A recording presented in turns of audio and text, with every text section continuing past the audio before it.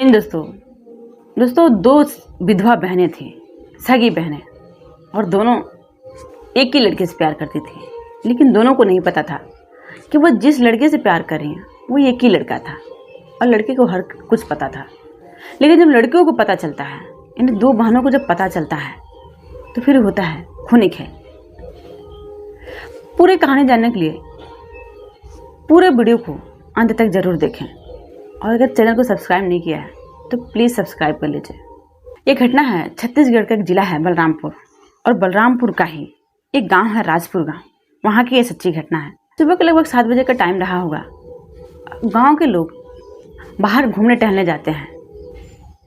उधर एक कुआं था, उस कुएं पे जा कर के हमेशा की तरह हम बैठते हैं।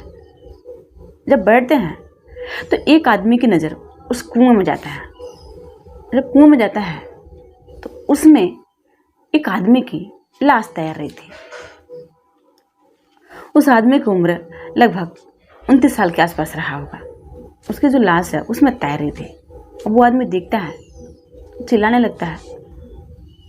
अब बहुत सारे लोग इकट्ठा हो जाते हैं गांव के। जब इकट्ठा हो जाते हैं तो पुलिस को खबर दी जाती है। अब पुलिस आती है तो उसको लाश को निकलवाती है। तो पुलिस को यही लगता है कि यहाँ पे बैठा होगा तो गिर गया होगा। फिर उसी में से किसी ने कहा कि साहब ये बहुत ज़्यादा दारू पीता था। फिर पुलिस कहती है कि हो सकता है कि दारू के नशे में यहाँ पे बैठा होगा और गिर गया होगा। अब लड़के के परिवार वालों को भी इसकी खबर लग चुकी थी। परिवार वाले भी आते हैं, भी रोने चिल्लाने लगते हैं। परिवार वालों को बिल्कुल भी भरोसा नहीं था कि यहाँ पे बैठा होगा और गिर गया होगा। परिवार वाले कहते कि ये इधर आता ही नहीं है, बहुत कम आता है। लेकिन ये इसमें कैसे चला गया, इसमें इसकी लाश कैसे मिली, ये चीज़ मुझे नहीं पता। लेकिन ये इधर आता नहीं है ज़्यादा, इस तरह से गिरा नहीं होगा। अब पुलिस परिवार से पूछने लगती है कि कोई दुश्मनी किसी से, किसी बात को लेकर के झगड़ा। परिवार वाले कहते हैं कि नहीं साहब, हमारा किसी से कोई दुश्मनी नहीं है। अब पुलिस फ़ौरन उसका जो मोबाइल था, उस लड़के का मोबाइल का सीडीआर निकलवाती है। तो पता चलता है कि ये 2 सगी बहनें थे जिनका नाम था रीना और टीना, उससे बात करता था। अब पुलिस फ़ौरन इसको हिरासत में लेती है, मुकेश मारवा को, और पूछताछ करने लगती है।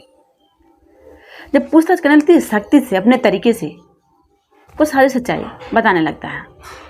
दरअसल ये जो 2 बहनें थी ये दोनों विधवा थी और उम्र के पड़ाव में धीरे धीरे इन सबों को लगता है कि भी ज़िंदगी बहुत बाकी है। इस तरह से हम लोग कब तक रहेंगे, एक सहारा तो होना चाहिए ज़िंदगी जीने के लिए। फिर ये दोनों अलग अलग लड़के से प्यार करते हैं, लेकिन दोनों लड़के अलग अलग नहीं होते हैं, बल्कि एक ही होता है। लेकिन इन दोनों को धोखे में रख करके इन दोनों से प्यार करता है, इन दोनों के साथ रिलेशन बनाता है। फिर एक रोज़ इन दोनों को पता चलता है कि जो लड़का है, नहीं, हम दोनों बहनें जो अलग अलग लड़के से प्यार कर रहे हैं, ये 2 नहीं बल्कि एक ही है, और वही मुकेश मारवा है। फिर ये आपस में समझौता कर लेती हैं दोनों बहन कि कोई बात नहीं, हम दोनों बहन एक साथ रह लेंगे उसके साथ। लेकिन फिर कुछ दिन जब बीतता है तो जो मुकेश मारवा था वो गांव के ही एक लड़की थी जिसका नाम था पुष्पा। उस पुष्पा से भी इसके कुछ अनैतिक संबंध थे। ये बात इन दोनों बहनों को जब पता चलता है तो ये चीज़ वो दोनों बहनें नहीं बर्दाश्त करती हैं। इन दोनों बहनों का कहना था अगर हम दोनों बहनों की ज़िंदगी बर्बाद किया तो फिर ये उस लड़की के भी साथ भी ऐसे कर रहा है, ये चीज़ हम होने नहीं देंगे। फिर एक रोज़ वो अपने घर पे बुलाती हैं सब, बोलती हैं सब कि आओ हमारे घर पे पार्टी है, हम मीट बनाए हैं, आओ खाएंगे पिएंगे मौज मस्ती करेंगे। अब वो लड़का आता है, और जब आता है तो उसको खाना खिलाते हैं सब। खाना खिलाने के बाद उसको दारू भी पिलाते हैं सब, लेकिन दारू की जो मात्रा थी वो ओवरडोज थी, यानी ज़्यादा पिला देते हैं सब, जिससे वो काफ़ी नशे में हो जाता है। अब फिर उसके वहीं पे हत्या करके ये दोनों बहनें उस लाश को टांगती हैं सब, और लाश को ले जा करके उसमें फेंक देती हैं सब, और फिर वापस घर चली आती हैं सब। तो इस तरह से इस मुकेश मारवा की जो हत्या है ये 2 सगी बहनें ही की, लेकिन जो हत्या इसका हुआ ये इसके ही बुरे कर्मों का फल था।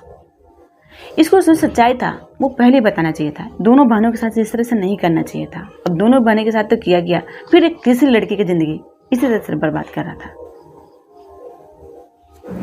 दोस्तों, हमारे कहानी सुनाने का मकसद किसी को परेशान करना नहीं, किसी को विचलित करना नहीं, बल्कि आप लोग को सतर्क करना। जय हिंद, जय भारत।